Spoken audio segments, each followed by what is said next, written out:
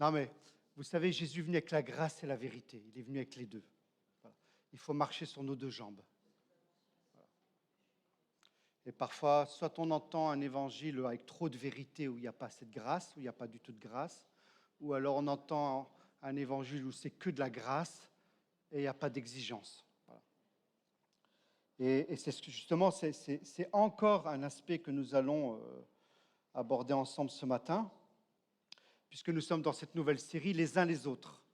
Les uns les autres. Et voici le message que nous avons entendu de Jésus-Christ et que nous vous annonçons.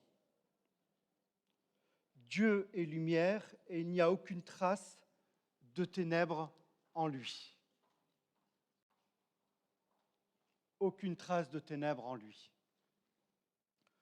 Aucune affirmation, aucune formulation sur l'être essentiel de Dieu n'est plus complète que celle-ci. Dieu est lumière. Il n'y a rien de plus fondamental, de plus solide, de plus sûr que cette déclaration « Dieu est lumière ». C'est dans la nature de Dieu de se révéler lui-même, et comme le propre de la lumière est de briller, la révélation de Dieu est d'une pureté parfaite. Avec et d'une majesté dont les mots, le vocabulaire humain n'arrivent même pas à exprimer. Dieu est un être personnel, infini, dans toutes ses perfections.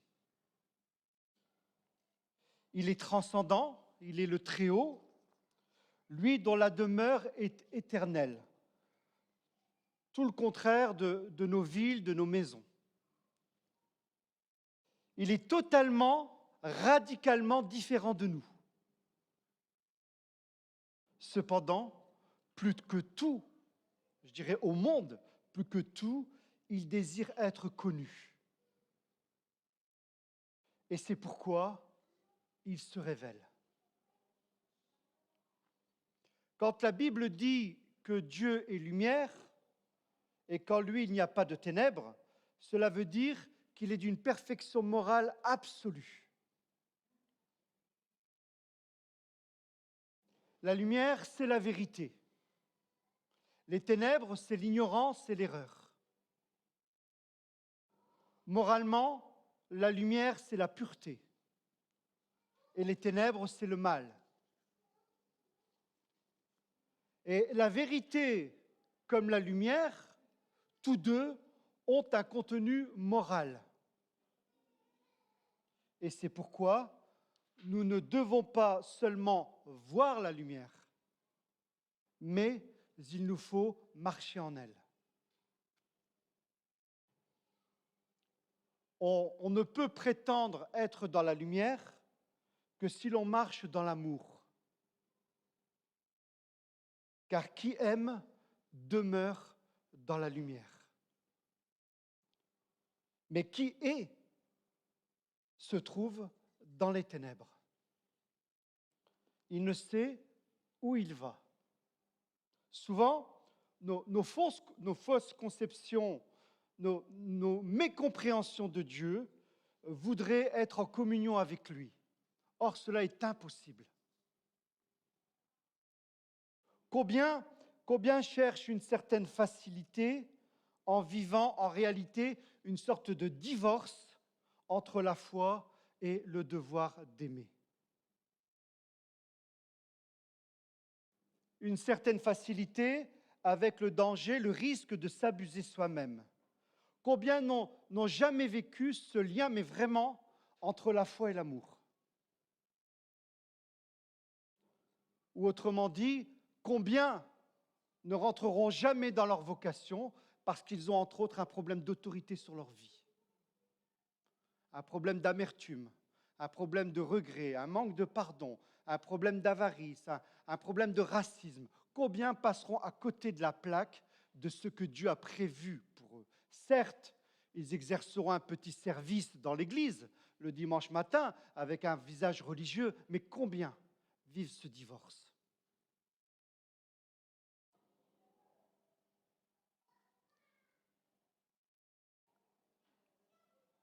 Combien n'ont jamais vécu ce lien?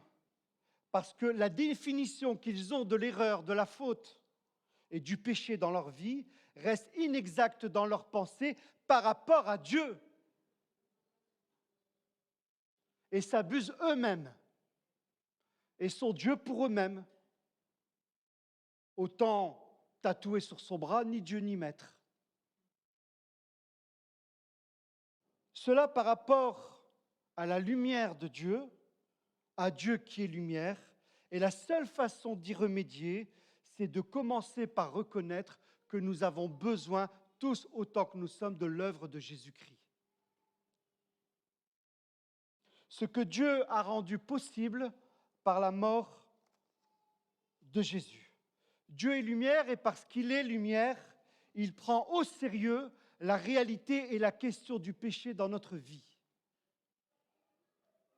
Tout en nous offrant en même temps une solution moralement satisfaisante au problème du péché.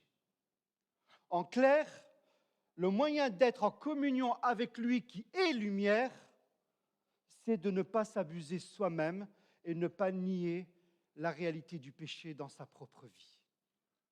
L'orgueil, problème avec l'autorité, la soumission, l'avarice, vous avez toute la liste dans le Nouveau Testament et en particulier dans les lettres de Paul.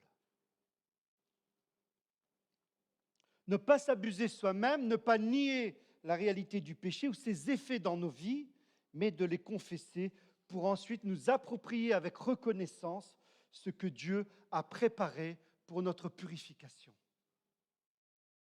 Une foi, mes amis, une foi sans moralité, sans éthique, sans devoir, est une illusion.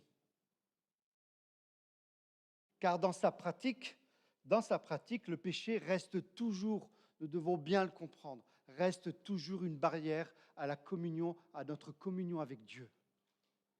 Même, et quand bien même nous sommes enfants de Dieu, et quand bien même nous avons vécu toutes les expériences possibles et imaginables, et quand bien même nous sommes bénis matériellement, qui peut être encore une espèce de pis-aller, de prisme qui fausse la trajectoire, parce qu'on croit qu'on est béni de Dieu, donc Dieu nous agrée.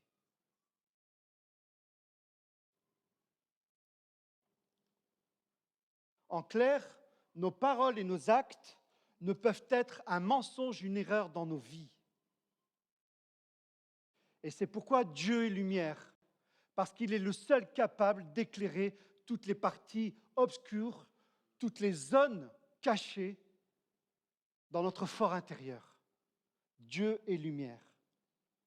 Et si nous disons que nous sommes en communion avec lui tout en marchant dans les ténèbres, nous mentons et nous ne mettons pas la vérité en pratique. Comme je vous le dis souvent, dans la pensée biblique, la vérité, c'est une pratique, ce n'est pas un concept. Ce n'est pas une idée, la vérité. La vérité, c'est une personne. Elle s'appelle Jésus. Je suis le chemin, la vérité et la vie. Et nous qui sommes justement héritiers plutôt d'une pensée gréco-romaine, nous appréhendons la vérité de Dieu, la vérité biblique, la lumière de Dieu comme une idée, comme un concept, comme une abstraction. Or, la Bible nous dit qu'en matière de vérité, nous pratiquons. C'est une praxis. Nous marchons dans cette vérité. Et ici, le verbe marcher signifie aller en cercle, tourner en boucle. Et celui qui marche et qui agit dans les ténèbres ignore toujours où aboutira son chemin. Et ce chemin choisi fait de la personne, ou plus exactement fait du mensonge chez cette personne, une seconde nature. Comme on dit, elle ment comme il respire. Moi, j'ai une voisine qui ment comme elle respire. C'est plus fort qu'elle. Tout ce qui sort de sa bouche n'est que mensonge, n'est que tromperie, n'est que duperie. Parce que la puissance du péché a une telle emprise dans son existence qu'elle peut difficilement faire autrement. En attendant, c'est la seule personne à qui j'ai offert une Bible. Et donc, je prie régulièrement pour qu'elle puisse l'ouvrir au moins une fois. Voilà. Combien d'enfants de Dieu sont tombés dans ce piège? Ils font montre d'une certaine unité de façade, mais leur existence est quelque peu biaisée. Dieu est dans la lumière, mes amis. Et c'est par rapport à lui que nous devons jauger, évaluer notre trajectoire. Dieu est éternellement et nécessairement dans la lumière. Et nous sommes donc appelés tous ensemble à marcher dans la lumière. Dieu est dans la lumière car toujours il est fidèle à lui-même. Et son activité est toujours en accord avec sa nature. Nous sommes donc appelés tous ensemble, les uns avec les autres, à marcher dans la lumière de sa révélation de lui-même. Et en sa présence, sans ruse ou malhonnêteté dans notre pensée, sans tolérer consciemment le péché dans notre conduite. Marcher dans la lumière, c'est marcher dans une sincérité absolue. Moi, je peux me tromper. Je peux me tromper dans ma réflexion, je peux me tromper dans des décisions, je peux me tromper dans ma marche, mais ce qui est important, c'est que dans ces forteresses qui agissent dans mon entendement, parce que j'ai été conditionné soit par des traumatismes, soit par des échecs, soit par des blessures, que sais-je encore, mais le tout, c'est que je sois sincère en me trompant. Parce que si je suis sincère en me trompant, tôt ou tard, Dieu finira par éclairer cette zone d'ombre. Est-ce que vous comprenez? La sincérité, l'honnêteté, c'est ça qui compte. Autrement dit, c'est être d'une seule pièce, d'un seul tenant. Ne pas être dans une espèce de dichotomie, d'ambiguïté, d'hypocrisie, au sens étymologique du terme. Hypocrites, c'est le masque. C'est le masque du comédien dans l'Antiquité. Être d'une seule pièce, d'un seul tenant, n'avoir rien à cacher et ne pas chercher à cacher quoi que ce soit. Et c'est cette attitude du cœur, la sincérité, l'honnêteté, qui obligatoirement va produire et nous conduire à la communion les uns avec les autres. Vous saisissez? C'est ça l'Église. Colonne de vérité. Colonne de vérité qui marche dans la lumière. Sinon, on ne peut pas être en communion les uns avec les autres. Ça ne fonctionne pas, parce que déjà, si on n'est pas en communion avec Dieu, on ne peut pas être en communion les uns avec les autres. Et si on n'est pas en communion les uns avec les autres, c'est qu'on n'est pas en communion avec Dieu. Tout se lie, tout se tient.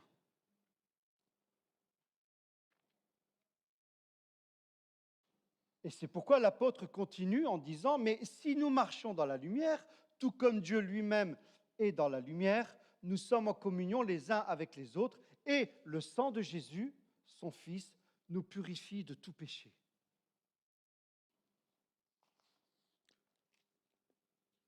Donc, pour être purifié, il faut être en communion les uns avec les autres.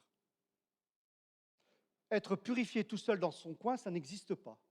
Pour être purifié par le sang de son Fils Jésus, il faut être en communion les uns avec les autres. Et pour être en communion les uns avec les autres, il faut marcher dans la lumière. Et pour marcher dans la lumière, il faut être sincère et honnête. C'est simple, hein? Les collégiens, vous êtes où?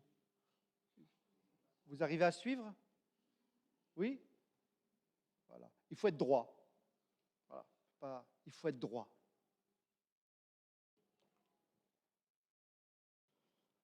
Le don de la vie de Jésus nous purifie de tout péché.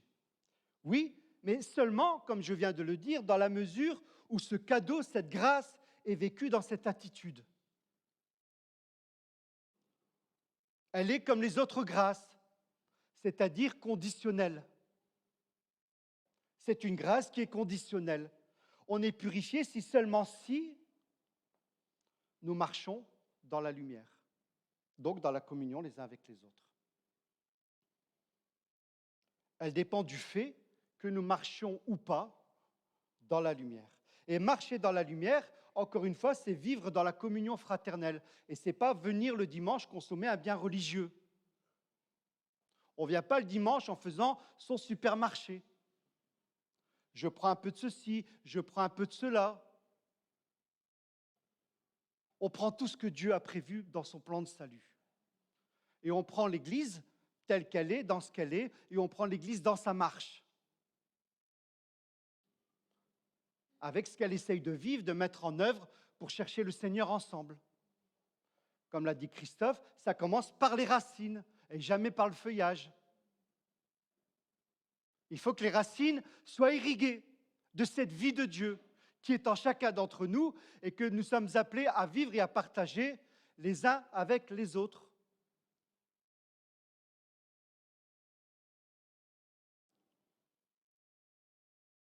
Parce que cette vie, cette communion fraternelle se fonde elle-même sur notre communion avec le Père et le Fils. Comme je disais la fois dernière, nos relations interpersonnelles dans l'Église, notre communion fraternelle, cette communion mutuelle n'est que la traduction de ce qui se passe au sein de la Trinité, dans cette relation Père, Fils et Saint-Esprit, et nous apprenons ensemble à traduire cette réalité éternelle dans notre quotidienneté les uns avec les autres. Le reste, c'est de la littérature. C'est juste que il n'y a pas de plan B. Il n'y a pas de plan B. C'est ce que Dieu a prévu pour nous de toute éternité. Et ma foi, si cette communauté ne te plaît pas du tout, pas assez, peu, il y a d'autres communautés. Il y en a d'autres. Ce n'est pas un souci. Mais il faut marcher ensemble et marcher ensemble dans la lumière, en communion les uns avec les autres, dans l'honnêteté, dans la sincérité. Sinon, ça ne fonctionne pas. Pourquoi? Parce que tu vas être malheureux dans cette situation et ça va faire de toi un religieux. Ça va faire de toi un religieux. Donc, tu vas emprunter un chemin qui va te faire tourner en boucle sans savoir très exactement où aboutira ce chemin. Et c'est un danger. Quand on marche dans cette lumière-là, la véritable lumière, c'est alors que l'œuvre de Jésus à la croix devient pleinement efficace. Être purifié, c'est être plus que pardonné. C'est se voir effacer la souillure du péché de manière constante et continue. Pourquoi? Parce que Dieu fait grâce à qui? Aux orgueilleux? À qui? À qui? Aux humbles. Parce que Dieu fait grâce aux humbles. Et quand la Bible dit que Dieu fait grâce aux humbles, ça veut dire qu'il les accompagne constamment, en permanence. Pas seulement au moment de la conversion, mais c'est tout le temps que Dieu voit cette personne, ce frère, cette sœur, ces enfants de Dieu, cette communauté, sans souillure quant au péché. Et pour que ça marche, c'est très simple. Il nous faut reconnaître que nous continuons tous autant que nous sommes à foirer et à pécher, quand on est honnête, quand on est sincère, bien malgré nous. Vous comprenez? Le reconnaître, donc, le confesser, c'est-à-dire ne pas l'ignorer, ne pas le nier. Pourquoi tout cela? Pour ne pas marcher dans les ténèbres. Ce qui est clair, c'est que si nous marchons dans la lumière, Dieu a déjà fait le nécessaire pour nous purifier. Tu adonnes?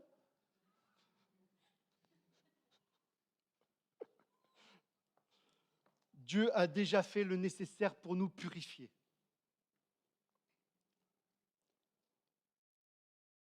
Ce n'est pas que Dieu va le faire, ce n'est pas que Dieu le fera, c'est que de toute éternité, Dieu l'a déjà fait. Est-ce que vous comprenez? Dieu l'a déjà fait. Pourquoi? Parce que sans cela, il est impossible, ce serait impossible d'être en communion avec Dieu. Sans cela, notre communion avec lui serait troublée. Notre communion avec lui et les uns avec les autres est la condition pour recevoir cette purification. Excusez-moi.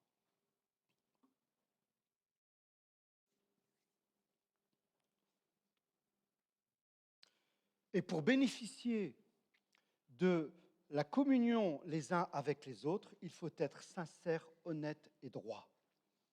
Et vous savez, et ceux qui ont plusieurs années de vie chrétienne l'attesteront, hein, plus on avance dans la sanctification, plus on reconnaît sa culpabilité et plus aussi on prend au sérieux ce que l'on considérait autrefois comme une peccadille, comme un péché mignon, comme une simple petite entorse à la règle.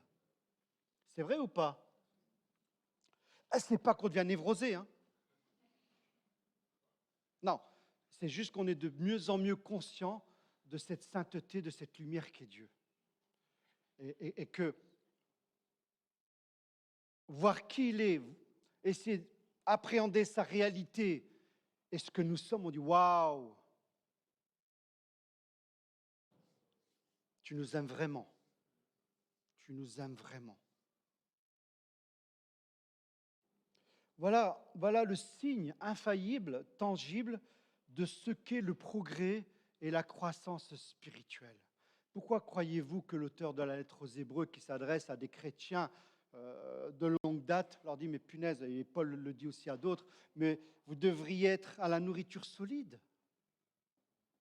Et vous en êtes encore au petit lait.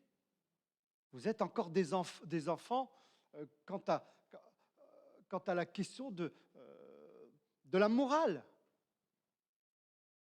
quant à la question du bien et du mal.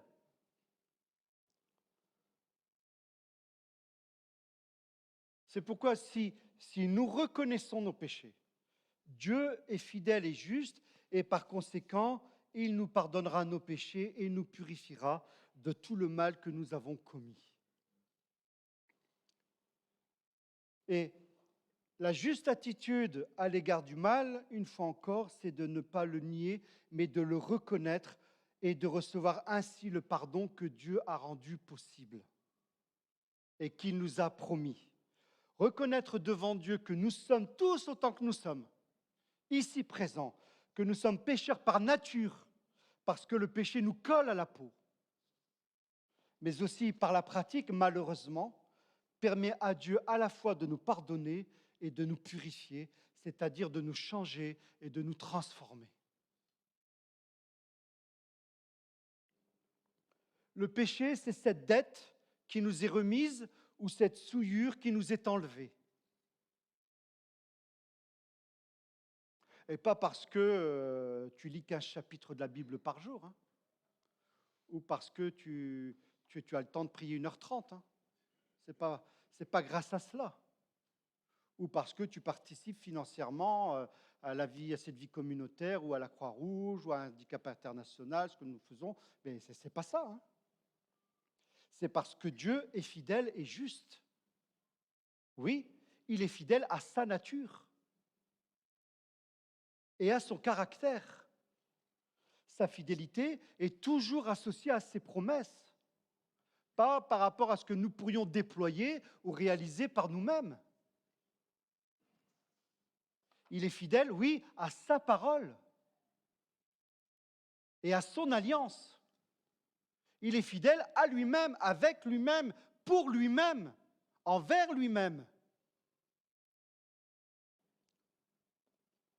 Et dans cette alliance, il a pris cet engagement formel: je pardonnerai leurs fautes, je ne tiendrai plus compte de leurs péchés.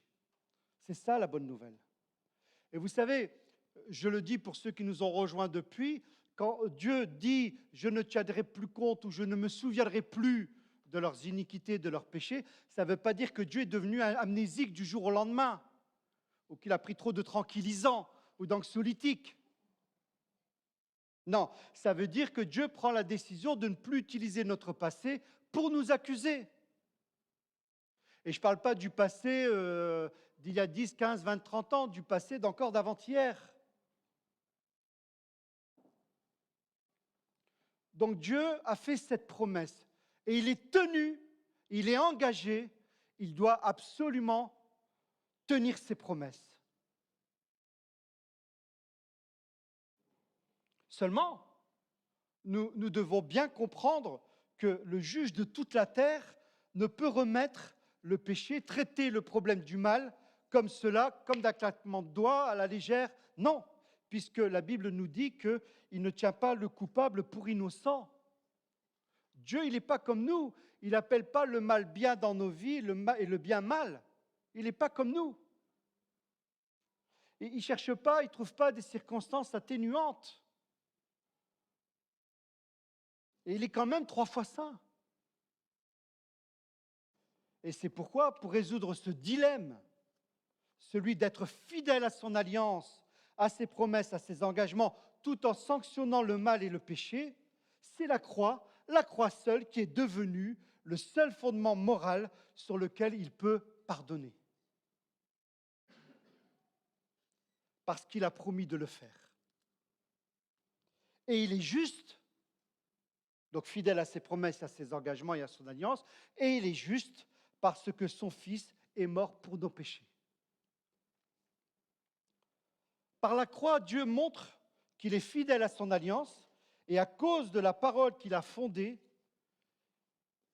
et il est juste à cause de l'acte qu'il a ratifié par la mort de Jésus.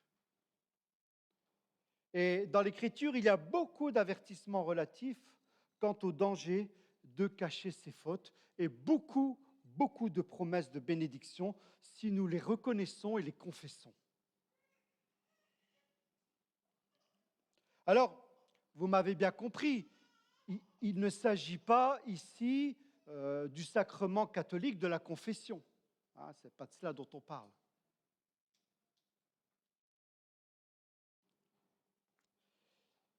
Il s'agit que d'un humble aveu devant Dieu, car il est question d'un Dieu fidèle et juste, pour nous pardonner. Donc cette confession doit être faite, à celui qui seul peut pardonner nos péchés. Alors, j'entends déjà, oui, mais l'apôtre Jacques, en son chapitre 5, verset 16, nous dit confessez vos péchés les uns aux autres. Eh bien, évidemment. Et c'est pourquoi, dans cette église, il y en a plusieurs qui ont l'habitude de se retrouver pour lire l'Écriture ensemble, pour prier ensemble, et je pense aussi parfois pour se dire des choses, pour se confier des choses ensemble. Moi, j'ai ce privilège, Christophe, avec Mams, de pouvoir dire des choses qui me sont lourdes, genre péché, que sais-je encore. Mais est-ce que tu as ça dans ta vie? Est-ce que tu as un vis-à-vis avec qui tu peux partager, confesser si besoin? Vous comprenez? On n'est pas appelé à chasser les ténèbres, on est appelé à allumer la lumière. Parce que quand on allume la lumière, les ténèbres ne peuvent pas tenir. Voyez la différence? Il faut allumer la lumière. Il faut allumer aussi la lumière devant Dieu, en reconnaissant, mais aussi avec les uns les autres, pas n'importe qui. Prenez pas n'importe quel blaireau pour dire des choses personnelles et intimes. C'est un conseil que je vous donne. D'accord? Parce qu'on ne sait jamais, vous savez, des chrétiens pas stables, il y en a. Vous voulez que je vous en présente? Vous voulez que je vous en présente? Non. Trouver des personnes de confiance, ça existe. Ça existe dans la mesure où si vous commencez à le prier et à le demander à Dieu. Voilà. Comme les disciples d'Emmaüs, des frères, des sœurs avec qui on peut vraiment cheminer et vraiment, vraiment dire les choses. C'est fondamental, c'est important. Parce que quand on est dans cette dynamique-là de communion, à ce niveau-là de la confession, voyez, quand on allume la lumière, ça permet de dire à l'adversaire, tu dégages. Tu dégages, tu ne restes pas, tu t'en vas. Tu ne restes pas. Tu n'as aucun droit pour rester. Tu ne peux rien revendiquer, j'ai allumé la lumière. Et reconnaître, confesser, c'est tenir le même langage. C'est ça que ça veut dire. C'est être du même avis dans la façon dont Dieu nous voit, au travers de qui il est, en éclairant ce que nous sommes et aussi avec les uns les autres. C'est tenir le même langage, celui de la pureté morale, donc les 10 commandements, qui est la révélation du caractère moral de Dieu.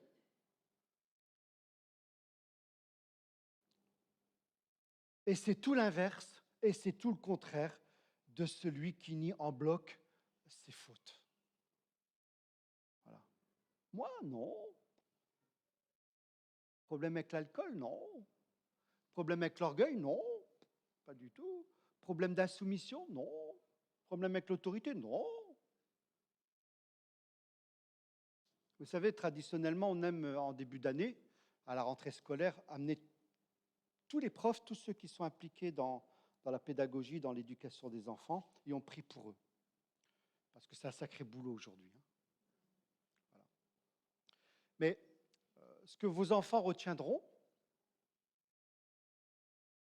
de vous, c'est si vous avez critiqué l'Église à table, comment vous avez géré votre argent.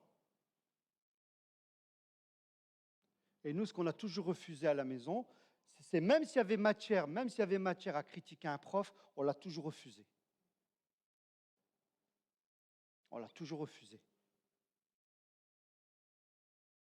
Des fois, quand je vois des générations de 2, 3, des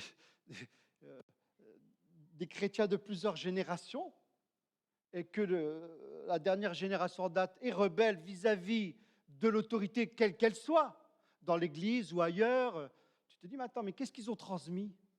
Qu'est-ce qui s'est passé à la maison? Il est où le ratage?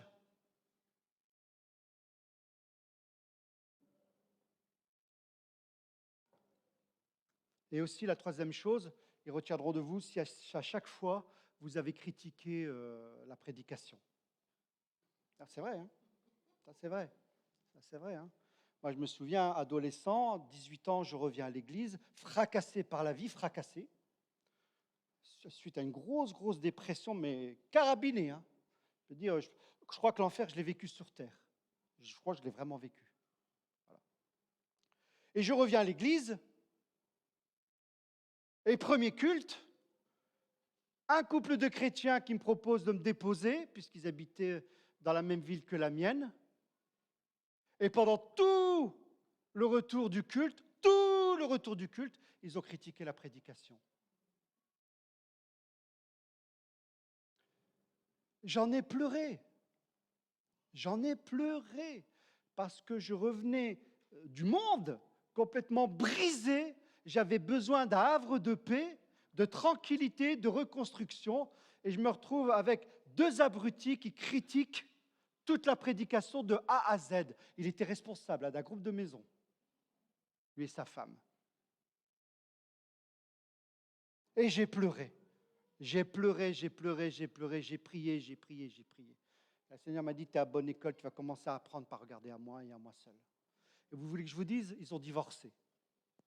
Et vous voulez que je vous dise, ils se sont remariés avec d'autres, ils ont encore redivorcé. Et je ne vous explique pas ce que sont devenus les enfants. Vivre, marcher dans la lumière.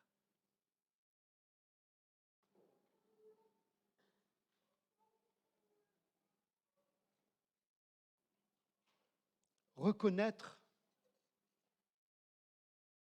ou plus exactement, ne pas nier en bloc ses fautes, ne pas nier son état.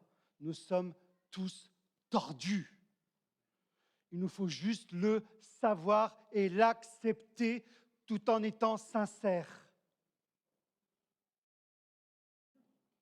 Dieu est lumière, et si nous nous laissons influencer et conduire par elle, elle nous révélera tout ce qui en nous est dans l'obscurité. Et ceci pour nous amener à recevoir un plein pardon en Jésus-Christ. De toute éternité, Dieu a pardonné, a remis notre dette avant même qu'elle fût contractée. Il s'est apaisé avant le jugement. Et être purifié, c'est tout le travail qu'opère le Saint-Esprit dans notre cœur.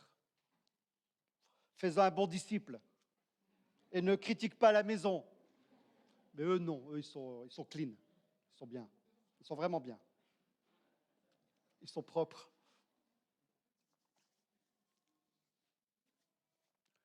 C'est tout le travail du Saint-Esprit d'appliquer dans notre vie cette œuvre de purification. Pourquoi ? Pour nous empêcher de tomber régulièrement dans les mêmes travers. Vous comprenez ? Et pour ce faire, Dieu a dû se juger lui-même. Il a dû se mettre à mort pour nous. Il a pris la décision de mourir pour ses ennemis, pour nous avoir pour lui, avec lui et vers lui, en communion avec lui et les uns avec les autres.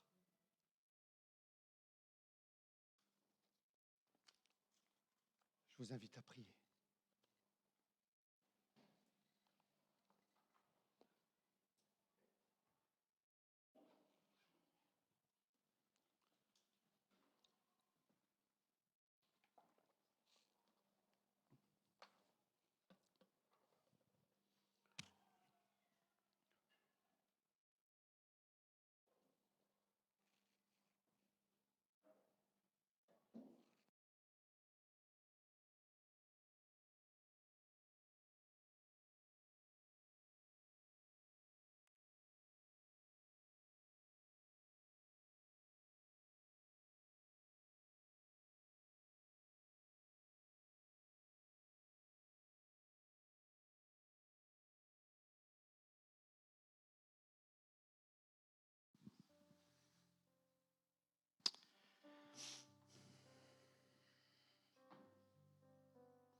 Alors, c'est vrai que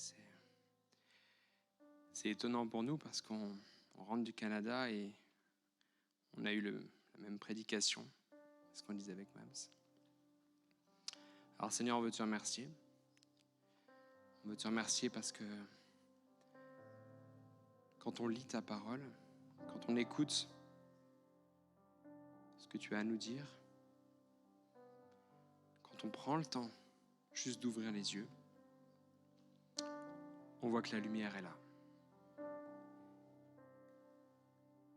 On n'a rien à produire, rien à faire, juste à contempler qui tu es.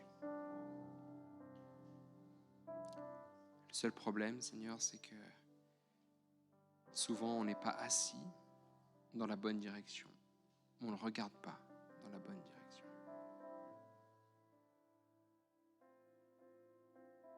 Seigneur, ce que Hassen nous partageait ce matin, c'est juste de réorienter nos regards. D'apprendre à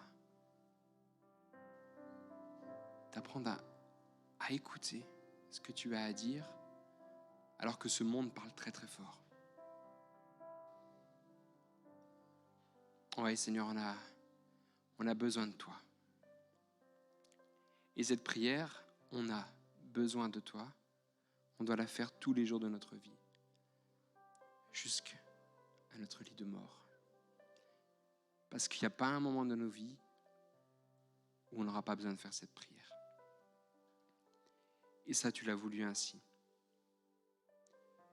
Ta parole dit que tu nous déclares justes, mais que ce processus de sanctification, ce processus de purification dans nos vies va durer jusqu'à notre dernier souffle. Et on a besoin de toi pour que tu révèles les parts d'ombre qu'il y a dans chacune de nos vies, dans chacun de nos cœurs, dans chacun de nos caractères, tous ces points d'ombre, tous ces obstacles qui font de l'ombre. Oh Seigneur, quand on est en période de canicule, on cherche l'ombre. Seigneur, quand on vient ici, quand on vient aussi dans ta présence la semaine, on cherche justement à ce que tu démasques ces zones d'ombre dans nos vies. On a besoin de toi, Seigneur. On a besoin de ta grâce.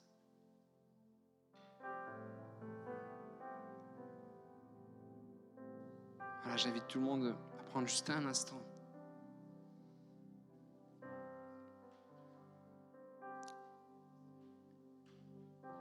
Et apporter à Dieu ce péché, apporter à Dieu ces péchés, apporter à Dieu ces mauvaises pensées. Posez-les devant lui. Car comme Hassan l'a répété, il est fidèle et juste parce qu'il est lui-même. Il ne ment pas, il ne se trahit pas, il est constant. Voilà, prenons un instant chacun.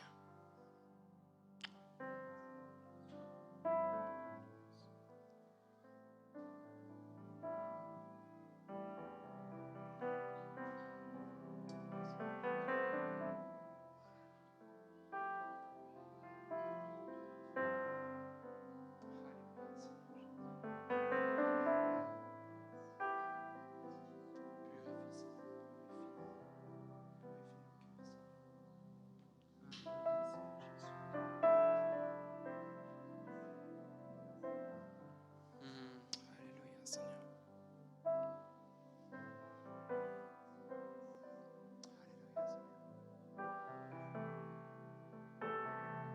Alors j'invite tous ceux qui... J'ai vraiment la figure de Jonas en tête, qui sont comme Jonas, qui entendent la voix de Dieu, mais qui font le chemin inverse, qui tournent le dos. Et l'histoire de Jonas est construite d'une façon incroyable, c'est que tout est grand dans le premier chapitre. Il y a la grande ville, il y a la grande mer, il y a la grande tempête, puis après il y aura le grand poisson. Tout est grand, tout paraît disproportionné. Alors j'invite vraiment tous ceux qui ne sont pas,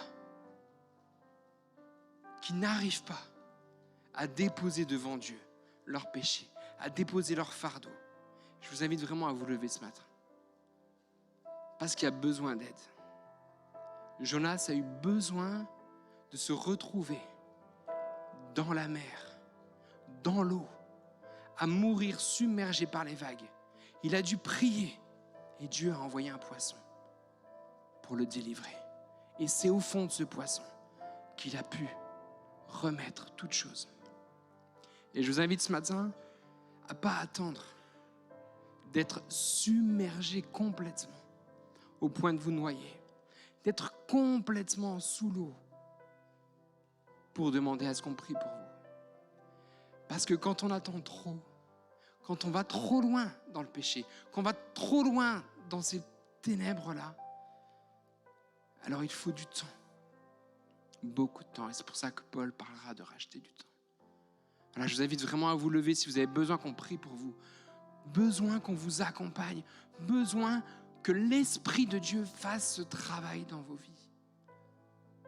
Et vous avez besoin de ce petit coup de pouce, besoin de ce moment où Dieu va vous accompagner, vous toucher, vous purifier, vous relever, vous saisir pour vous emmener plus loin.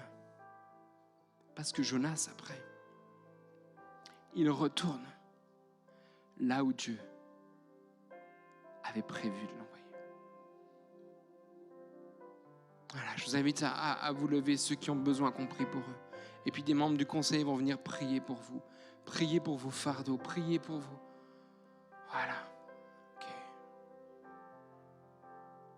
Si papa, maman, Yafina, alléluia. Ouais, super, amen, alléluia.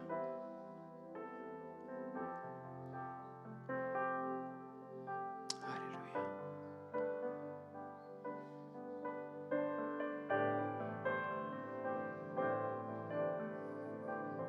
Alléluia. Ouais, Seigneur, on va aller plus loin avec toi. Plus loin avec toi.